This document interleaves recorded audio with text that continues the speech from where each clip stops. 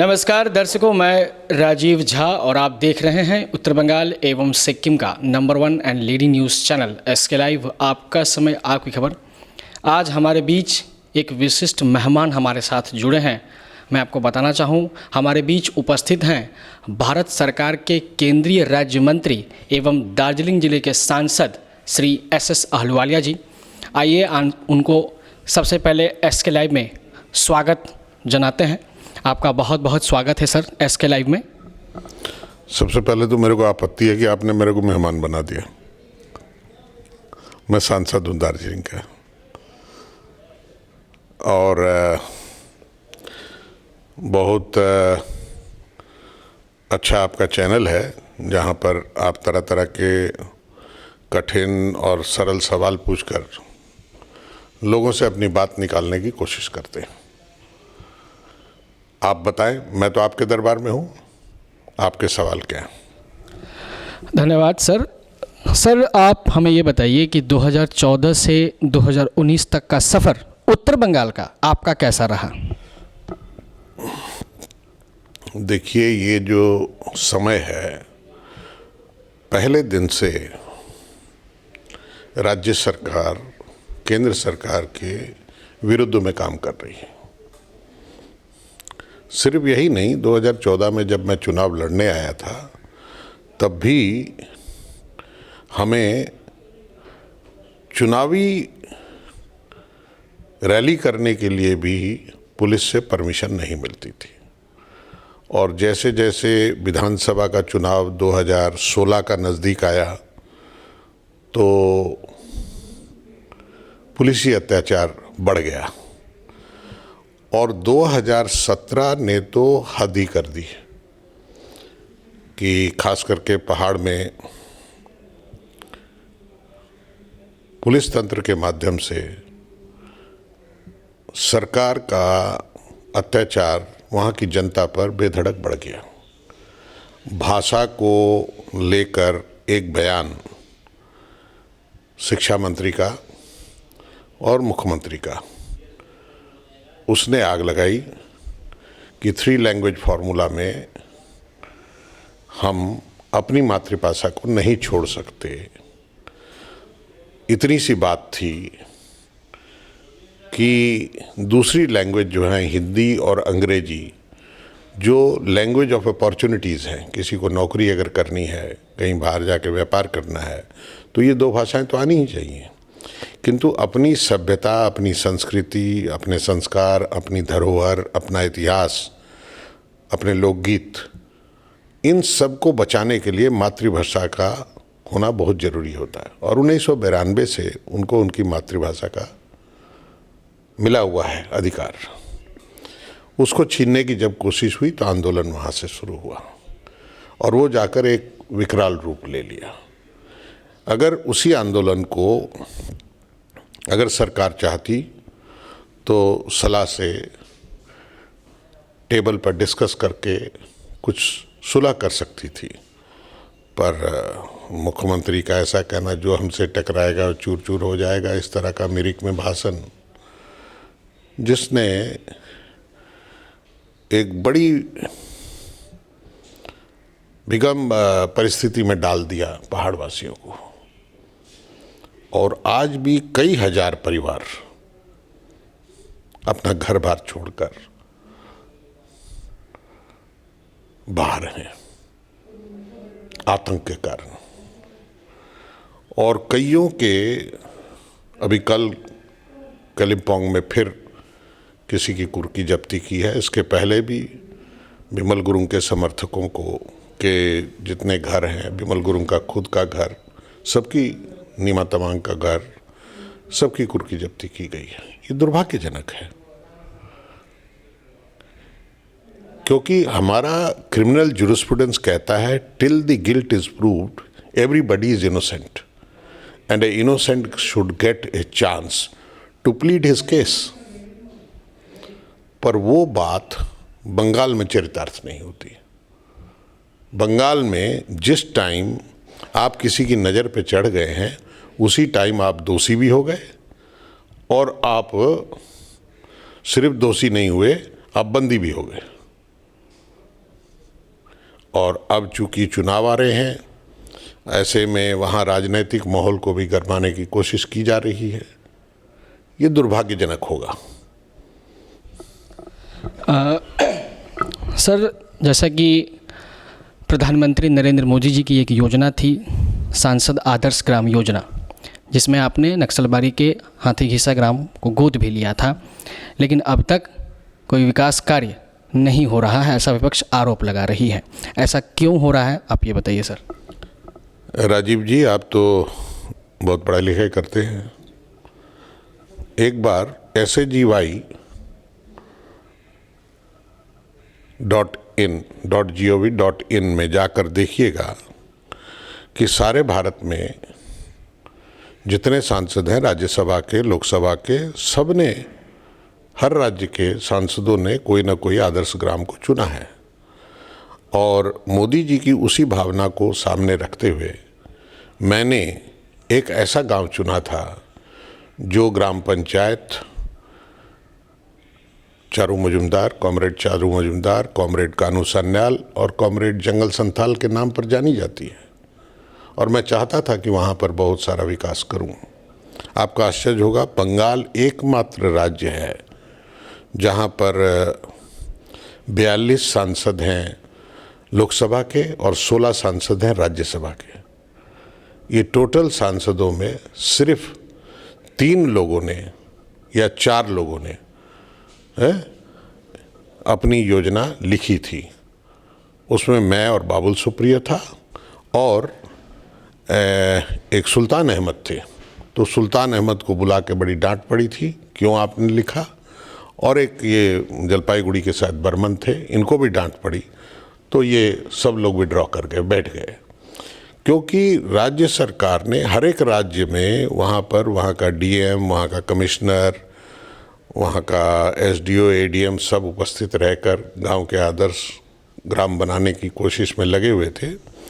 और हमारे यहाँ अधिकारियों को मना कर दिया गया, कोई नहीं आया। और ना ही जो सेकंड मीटिंग बुलाने के लिए मैंने अधिकारियों को चिट्ठी लिखी, किसी ने उसका जवाब भी दिया हो। तो यहाँ पर जब राज्य सरकार कोई भी काम करने के लिए तैयार ना हो तो वहाँ क्या कर सकते। अभी मैंने 1 तारीख को हाथीघिसा ग्राम पंचायत को, वही नक्सलबाड़ी की, मैंने डिजिटल गांव घोषित किया। डिजिटल गांव की घोषणा के साथ साथ वहाँ कॉमन सर्विस सेंटर के माध्यम से 130 योजनाएं लागू की गई हैं और प्रधानमंत्री के 10 फ्लैगशिप प्रोग्राम लागू किए गए हैं। और वहाँ भी स्त्री स्वाभिमान, जो सैनिटरी पैड महिलाओं के लिए, वो SHG group, self help group या NGO बना सकते हैं और बेच सकते हैं। सस्ते दर में हमारी माताएं बहनें उसका प्रयोग कर सकती हैं, जो कि आज तक घरेलू कपड़ों का प्रयोग करती थी, क्योंकि हर महीने उनको ज़रूरत पड़ती है इसकी। और उसी तरह LED बल्ब को बनाने का एक तकनीक, वो भी देने का। ब्लड प्रेशर देखने के लिए गांव में हॉस्पिटल हो चाहे नहीं हो, CSC में ब्लड प्रेशर, ब्लड की जांच, ब्लड शुगर की जांच, ये सारी जांच करने की भी व्यवस्था वहाँ पर है। और कंप्यूटर के माध्यम से डिजिटल लिटरेसी का भी प्रोग्राम है। बहुत सारी योजनाएं। सबसे बड़ा है क्या कि आपने देखा होगा राजीव जी कि लोग यदा कदा पेंशनर जो है उनको हर साल एक प्रमाण पत्र देना पड़ता है कि मैं जिंदा हूँ। और आपने कई केस पढ़े होंगे जहाँ पर कोर्ट में केस किया जा रहा है कि मैं जिंदा हूँ, मैं कह रहा हूँ, और कोर्ट या अधिकारी उसको ये प्रमाण पत्र नहीं दे रहे हैं। मोदी जी की इस योजना के माध्यम से, आधार के माध्यम से आपको जीवन प्रमाण पत्र बिना दफ्तर में गए मिल सकता है। ये सारी योजनाएं हमने लागू की।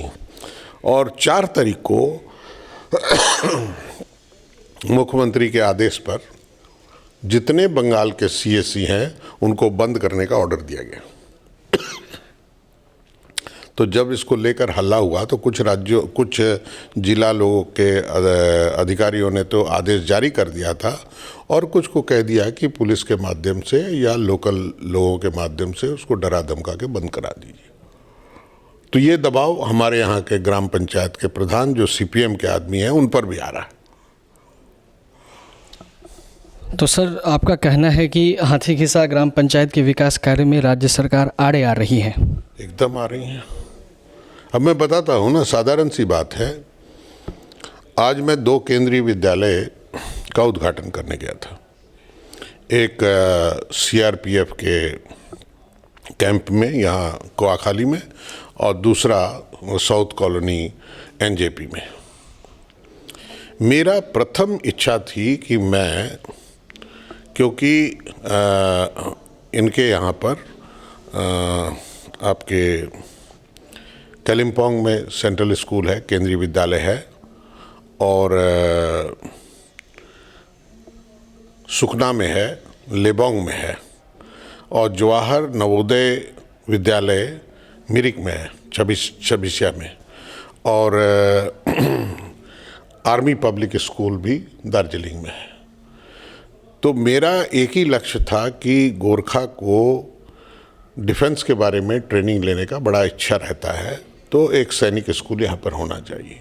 और उस टाइम बिमल गुरुंग ने कहा भी कि भाई एक सैनिक स्कूल कराना है यहाँ पर, तो हमारे साथ ही गए थे वो, जब हम मंत्री से मिलने गए थे, रक्षा मंत्री से। रक्षा मंत्री जी ने लिखित भाव में लिखित दिया हमें कि हमने प्रिंसिपली एग्री किया है आपके प्रपोजल को, और हम लोगों ने ये विषय बंगाल सरकार को भेजा है, क्योंकि ज़मीन उन्होंने देनी है, और ज़मीन के साथ साथ कुछ छोटा कंट्रीब्यूशन भी देना पड़ता है। मैक्सिमम कंट्रीब्यूशन केंद्र सरकार का होता है, किंतु छोटा कंट्रीब्यूशन राज्य सरकार का भी होता है। And it is still awaited, ऐसा करके कहा। उसके बाद मैं रक्षा सचिव से मिलता रहा, बात करता रहा कि आप मीटिंग बुलाइए। बोले पहले चिट्ठी का जवाब तो दें, तब हम मीटिंग बुलाएं।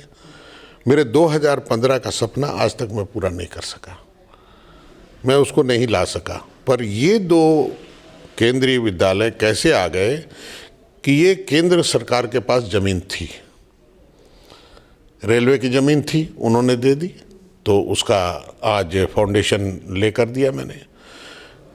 सीआरपीएफ की केंद्र सरकार के तत्वाधान में वहाँ पर ज़मीन थी कोआखाली में, उन्होंने दे दी, तो वहाँ पर भी हो गया। किंतु वहाँ नहीं कर सका। पर ऐसा मैं निराश होने के लिए नहीं कहता हूँ, वो ज़रूर होगा, क्योंकि जो भी रहे, जैसा भी रहे, वो जब राज्य सरकार ज़मीन देगी और उसकी अनुशंसा के हिसाब से उसको मदद करेगी, उसको मानना पड़ेगा। राज्य सरकार का जब यह रवैया है तो सर, एक स्वाभाविक सी बात ये आती है कि जनता फिर अदर्स पार्टी को यहाँ से क्यों जिताए? जब राज्य सरकार सब काम में आड़े आती है, राज्य सरकार के अंडर में ही सब चीज़ है, तो आपके तरफ से क्या पहल होनी चाहिए? क्यों पहल नहीं करते हैं सर राज्य सरकार के अगेंस्ट? हमारी पूर्व पुरुषों ने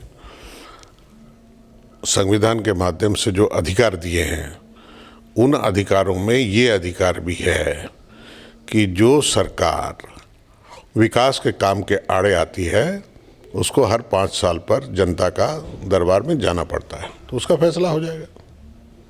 और वो फैसले का एक सैंपल आपको लोकसभा के चुनाव में दिख जाएगा। जो वो आहें भर रही हैं कि मैं 42 की 42 सीटें जीतेंगी, जिस दिन रिजल्ट आएगा उस दिन पता लगेगा।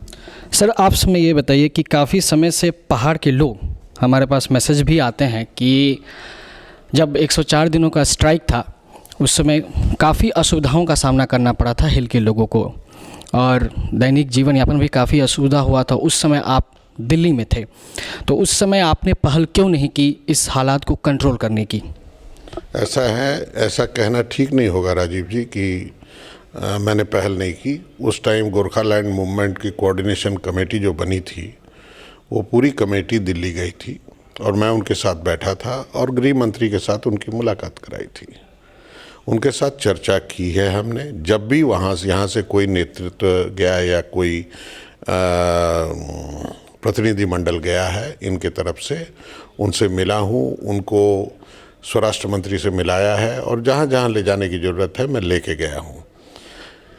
स्वराष्ट्र मंत्री खुद कहते थे कि भाई मैं कुछ भी करने के पहले राज्य सरकार को तो आना पड़ेगा टेबल पर, वो आने के लिए तैयार नहीं।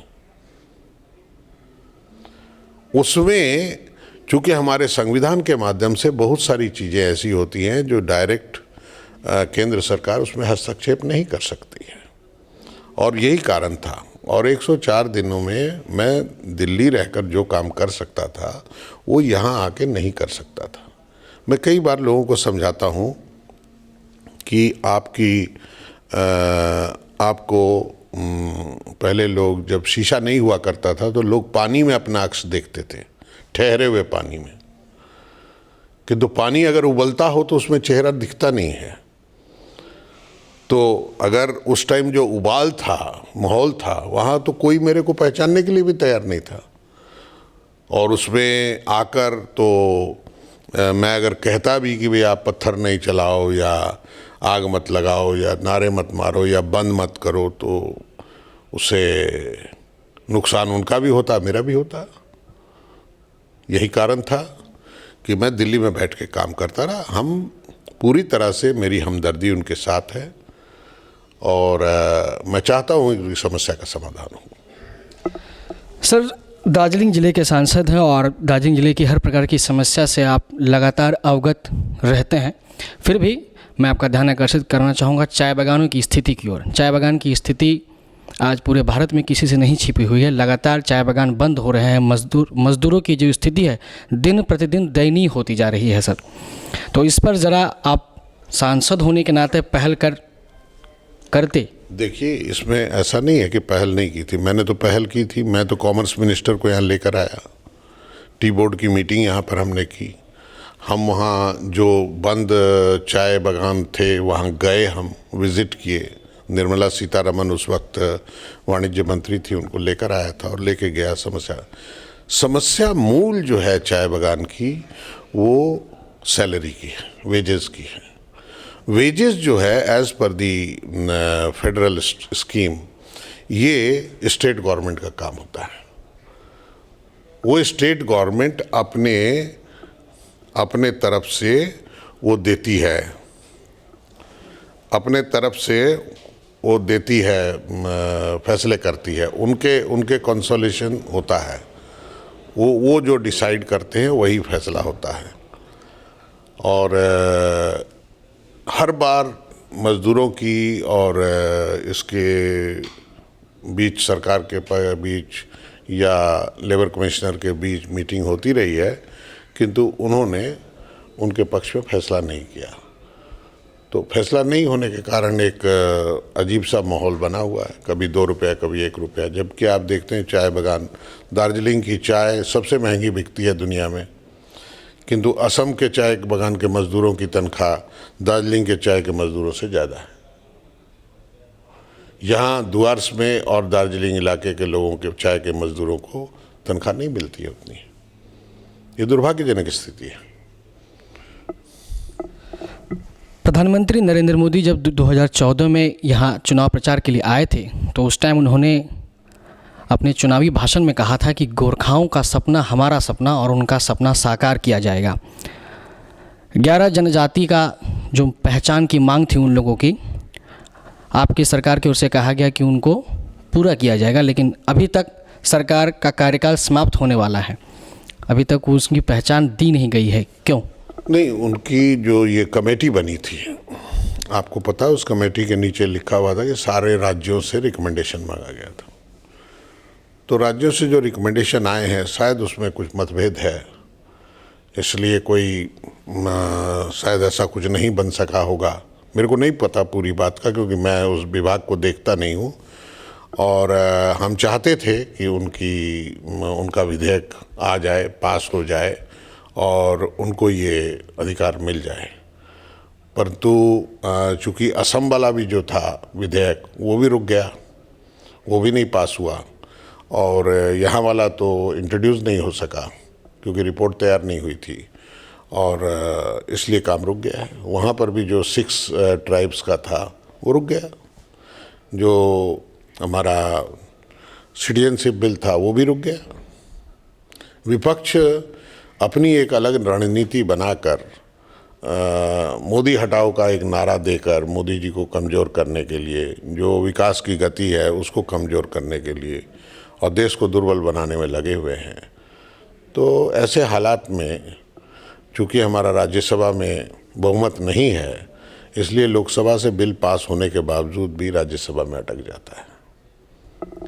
काफ़ी समय से आपके संसदीय क्षेत्र के लोगों की डिमांड रही है कि यहाँ एक केंद्रीय विश्वविद्यालय की स्थापना हो, और आपको ये अवगत ही है कि दिन प्रतिदिन यहाँ लोग छात्र छात्राओं की संख्या बढ़ती जा रही है, छात्र बाहर जा रहे हैं पढ़ने के लिए। पूरे बंगाल में मात्र एक ही सेंट्रल यूनिवर्सिटी है, तो क्यों नहीं एक सेंट्रल यूनिवर्सिटी यहाँ भी स्थापित हो? नहीं, सेंट्रल यूनिवर्सिटी स्थापित करने की मांग जीटीए का एक सब्जेक्ट मैटर था, और जीटीए के सब्जेक्ट मैटर में तत्कालीन गृह मंत्री पी चिदम्बरम और ममता बनर्जी का जो एग्रीमेंट हुआ था रोशन गिरी के साथ, उसमें ये लिखा हुआ है। और उसमें इनिशियली तो राज्य सरकार ने इंटरेस्ट लिया था, क्योंकि बिना राज्य सरकार की रिकमेंडेशन के आप केंद्रीय विश्वविद्यालय किसी राज्य में नहीं बना सकते, रिकमेंडेशन होनी जरूरी है। तो वो रिकमेंडेशन आज तक नहीं आई, आगे बढ़ नहीं सकी बात। जबकि जीटीए ने एक अप्रेजल रिपोर्ट भी तैयार करके और एक डीपीआर बना के भी जमा किया था, किंतु राज्य सरकार के तरफ से जो आना चाहिए था 2012 में जो उन्होंने चिट्ठी लिखी, उसका फर्दर कोई प्रोसेस आगे नहीं बढ़ा। और वो भी जो लिखी थी वो सरसरी तौर पे कोई सर्वे करके नहीं बनाई गई थी रिकमेंडेशन। सर, आपका हाल ही में एक बयान आया था भूमिपुत्र को लेकर के, इसको लेकर के पूरे हिल में काफ़ी तनाव का माहौल बना हुआ था, इस पर आपकी क्या प्रतिक्रिया है? नहीं, मेरे को बहुत दुख लगता है कि जब मेरी किसी बात को झूठ मूठ से खींचकर उसको मीडिया में तोड़ मरोड़ करके पेश किया गया। मैंने 28 तारीख का वो बयान है, और मैंने गोरखाओं के लिए, मैं जब यहाँ का सांसद नहीं था और जिस वक्त इनका चल रहा था, सुभाष घिसिंग जी का आंदोलन चल रहा था, उस टाइम भी मेरा जो हृदय से मैं गोरखाओं के इस को मदद करता था और मदद की भी थी उस वक्त। और उसके बाद जब भाषा का आंदोलन भी 92 में हुआ, तो आरबी राय जी आंदोलन कर रहे थे, राज्य उस टाइम सांसद थे यहाँ से, उनको भी मैंने मदद की कि भाई भाषा को किस तरह से आपने लेना है, एक लाइन का जो आप रिजोल्यूशन लेके घूम रहे हो, इससे नई भाषा मिलेगी, कैसे मिलेगी और कहाँ कहाँ जाना पड़ेगा, वो किया था। वो आरबी राय से जब आप पूछेंगे तो वो बताएंगे आपको। और उन्होंने सरेआम पिछले बार 2014 में खड़े होकर कहा था कि भाई आलूवालिया जी ने हमें भाषा के आंदोलन में बहुत मदद की थी, जब मैं कि सांसद नहीं था, और कभी सोचा भी नहीं था सपने में कि कभी मैं दार्जिलिंग का सांसद बनूंगा। मैंने गोरखाओं के इन जनरल बात नहीं की थी, पर्टिकुलरली एक दो आदमी है जिनके बारे में ऐसा कहा जाता है, ऐसा उल्लेख किया था। उल्लेख करने को उसको बात का कहाँ से कहाँ पहुँचा दिया। मैंने अंग्रेजी में माफ़ी मांगी है 1 तारीख को, 2 तारीख को मैंने नेपाली में लिख के माफ़ी मांगी। अब उसके बावजूद अगर ये कहें कि साहब हम नहीं, हम तो नहीं, ऐसा नहीं। ये कोई व्यक्ति विशेष के बारे में बात है, मैंने नाम भी नहीं लिखा, कुछ नहीं लिखा। अब किसकी टोपी किस पे बैठ रही है या किसकी दाढ़ी में कौन सा तिनका है, कुछ मेरे को नहीं मालूम, पर वो बात का बतंगड़ बन रही है, वो दुर्भाग्यजनक है। मैंने कभी भी गोरखाओं की आत्मा को या उनकी इज्जत को या उनकी ईमानदारी पर या उनके स्वाभिमान पर ठेस पहुंचाने की ना कभी कोशिश की है, न करूंगा, और न कभी सोच सकता हूं कि करूंगा। मैं कह चुका हूं कि जिनको इससे ठेस पहुंची है, मैं बड़ी विनम्रता पूर्वक उनसे माफ़ी मांगता हूं। अब उसके बावजूद भी मेरे पुतले जलाते रहे तो इसके पीछे राजनीतिक कारण हो सकता है ना। वो मैं तो इतना ही जानता हूं कि जिस आदमी के पुतले जलते हैं उसकी उम्र बढ़ती है। हाल ही में कुछ महीनों पहले आपके नाम की पोस्टरिंग हिल में हुई थी कि हमारे सांसद जो है वो टूरिस्ट सांसद है और लापता है, इस पर आपकी प्रतिक्रिया जानना चाहूँगा। ऐसा है कि मेरे बारे में वो NB छेत्री GNLF के जो है, उन्होंने एक लिखा भी था और एक शायद FIR भी की थी हमारे नाम से। तो जब वो GMCC के डेलीगेशन में मिलने आए मेरे से, तो मैंने कहा भैया तुम तो गुमशुदा से मिलने आ गए। तो उन्होंने बड़ा अच्छा जवाब दिया था। उनके साथ CPRM के जो सदस्य आए थे, उन्होंने बड़ा अच्छा साथ दिया था कि आप क्या कहोगे, अब जो ये फ़ोटो जाएगा तो उसका बाद क्या कहोगे? तो कहने लगा कि साहब क्या कहेंगे, कहेंगे गुमशुदा से मुलाकात हुई, अच्छी अच्छी प्यार की बात हुई। उन्होंने गा के सुना दिया मेरे को, अब मैं उसको क्या करता, हंस के टाल दिया। तो इस तरह के पोस्टर और ये सब तो लगते रहेंगे। देखिए मैं आपको बताता हूँ, रोज धमकी आती है कि साहब ऊपर आएंगे तो हम प्रोग्राम नहीं करने देंगे। अब वो जानते हैं आपकी प्रोग्राम किसी भी पॉलिटिकल पार्टी को नहीं करने दिया जा रहा है, और अगर करने नहीं देंगे तो वहाँ जाके क्या करना, झगड़े करना क्या, और 10 आदमी के ऊपर केस लगाने के। अभी जैसे कि मैंने एक वचन दिया था कि भाई, जबकि बिमल गुरुंग हमारे साथ सुषमा स्वराज जी को मिलने गए थे और उनके साथी लोग गए थे उस टाइम पासपोर्ट को लेकर, तो पासपोर्ट का एक पीएस के दार्जिलिंग यहाँ पर हुआ, तो उन्होंने कहा कि दार्जिलिंग में भी होना चाहिए। एक तो सिलीगुड़ी में हुआ फरवरी 2017 में हमने उसका उद्घाटन किया। दूसरा अभी आपको पता है कि 1-1.25 महीने पहले जो दार्जिलिंग पोस्ट ऑफिस है वो भी पीएसके का काम करेगा, वो भी उद्घाटन हुआ। उसके लिए भी जाना चाहिए था मेरे को, पर मैंने कहा चलो कोई अब नया बतंगड़ ना खड़ा करे, उसको भी चालू करो। मैं तो लोगों के लिए, ऐसे क्या है कि जैसे हमारे प्रधानमंत्री कहते हैं ना कि मैं देश का प्रधान सेवक हूँ। अगर आप संविधान को अच्छी तरह से पढ़ेंगे तो एक सांसद या विधायक जो होता है वो सेवक है, पब्लिक सर्वेंट है। मैं अपने आप को पब्लिक सर्वेंट ही समझता हूँ। मैं एक्सेसिबल हूँ, मैं लोगों से मिलता हूँ, मैं बातचीत करता हूँ, किंतु दुर्भाग्य इस बात का है कि मेरे से पहाड़ से कई डेलीगेशन आए मिलने के लिए, जब तक घर नहीं पहुँचते हैं पुलिस पहुँच जाती है उनके घर, और उनके फ़ोन आते हैं कि साहब मैं घर पहुँची नहीं हूँ अभी और मेरे घर पुलिस पहुँच गई है। तो ये जो पॉलिटिकल मूवमेंट को या पॉलिटिकल एक्टिविटीज़ को ख़त्म करने का षड्यंत्र चल रहा है, जिसके कारण आज बिमल गुरुंग और उनके साथी, रोशन गिरी और उनके साथी, करीब 4000 परिवार दार्जिलिंग पहाड़ से कहीं और है। ये कब तक चलेगा? इसका निराकरण तो होना चाहिए, कोई रास्ता निकलना चाहिए इसका। राजनीति में ये अच्छी बात नहीं है। मैंने कई बार आह्वान किया कि ममता बनर्जी को आगे आकर शांति बहाल करनी चाहिए। जैसे प्रधानमंत्री कहते हैं सबका साथ सबका विकास, तो वो भी ये बात को माने। ठीक है, जो दूसरी चीज़ें नहीं पसंद है मत पसंद करें, इस पर मानने में क्या दिक्कत है कि सबको मिलकर चलें, विकास करें दार्जिलिंग का। किंतु इस तरह से तो विकास नहीं होगा। अभी एक साधारण छोटी सी बात कहता हूँ कि आपको पता है कि पिछले बजट में 2018 के बजट में 5 लाख रुपए का मेडिक्लेम लोगों को लिखा गया, और 5 लाख का मेडिक्लेम 10 करोड़ परिवार को ये मेडिक्लेम देना था, अर्थात 50 करोड़ लोग इससे लाभान्वित होते। बंगाल में करीब 1 करोड़ 3 लाख लोगों को इससे लाभ मिलेगा, अर्थात करीब 5 करोड़ लोगों को लाभ मिलेगा, 5.25 करोड़ लोगों को लाभ मिलेगा।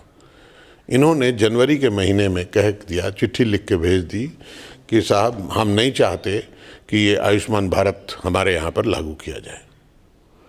यहाँ पर जो हेल्थ स्कीम है वह 1.5 लाख रुपए की, स्वास्थ्य साथी मोदी जी दे रहे हैं 5 लाख की, और वो जो स्वास्थ्य साथी की स्कीम है वो सिर्फ 50 लाख परिवारों के लिए है। हम दे रहे हैं 5 लाख की 1 करोड़ 3 लाख परिवार को। यहाँ 5.25 करोड़ लोग लाभान्वित होंगे, और वहाँ करीब 2 करोड़ लोग लाभान्वित होंगे। तो दोनों में फर्क है ना, है? दोनों में फर्क है, और आप अपने ही राज्य के लोगों को वंचित कर रहे हैं इस अधिकार से। ये दुर्भाग्यजनक स्थिति है। अभी वो जो मजदूरों को मान देना था वो भी कह दिया नहीं होगा। अभी बता दिया सीएससी कॉमन सर्विस सेंटर सब बंद कर डालो पूरे राज्य में।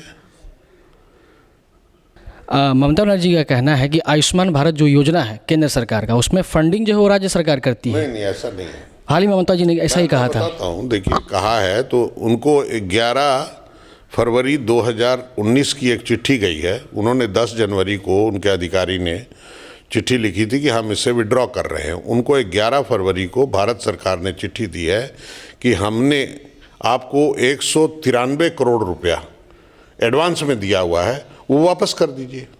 उसके बाद चुप्पी साधे हुए हैं।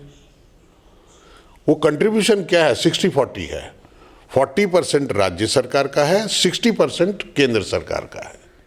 केंद्र सरकार ने अपना 60% भेज दिया, वो 40% लगाने के लिए तैयार नहीं है और 60% के लिए पैसा लेकर घर बैठ गई और कहती है मैं इस योजना में हिस्सा नहीं लूंगी। ये कैसी बात है जी? इस बार के आने वाले लोकसभा चुनाव में हिल्स को लेकर भाजपा का चुनावी मैनिफेस्टो क्या है? देखिए, अभी तो मैनिफेस्टो हमारा जारी नहीं हुआ है। जब मैनिफेस्टो जारी होगा तो आपको मिल जाएगा, पता लग जाएगा। आज चुनाव की घोषणा हो रही है और उसके बाद में राजनीति में होता है कि कौन कैंडिडेट होगा और कहाँ से क्या मैनिफेस्टो में आएगा, कौन लोग और जुड़ेंगे पार्टी के साथ में, कौन छोटे दल आएंगे साथ में। ये सारी चीज़ों की घोषणा होती है एक बार चुनाव घोषणा हो जाने के बाद। दार्जिलिंग का जो माहौल है, उनसे क्या लगता है कि इस बार दोबारा भाजपा यहाँ से जीतेगी? देखिए, 42 सीटें हैं पश्चिम बंगाल में, उसमें 2 सीटें हमारी भारतीय जनता पार्टी के पास हैं। एक दार्जिलिंग है और दूसरा आसनसोल है। मैं आपको इतना बता सकता हूँ, इसमें मोर देन 50% सीटें भारतीय जनता पार्टी जीतेगी, इंक्लूडिंग दार्जिलिंग। कैंडिडेट कौन हो सकता है? ये तो पार्टी ने डिसाइड करना होता है। बहुत बहुत धन्यवाद। तो आपने देखा, हमारे बीच उपस्थित रहे दार्जिलिंग जिले के सांसद व भारत सरकार के केंद्रीय राज्य मंत्री श्री SS अहलुवालिया जी। उनसे तमाम मुद्दों पर हमने चर्चा की। इसी तरह की चर्चाएं देखने के लिए आप बने रहिए SK लाइव के साथ। धन्यवाद।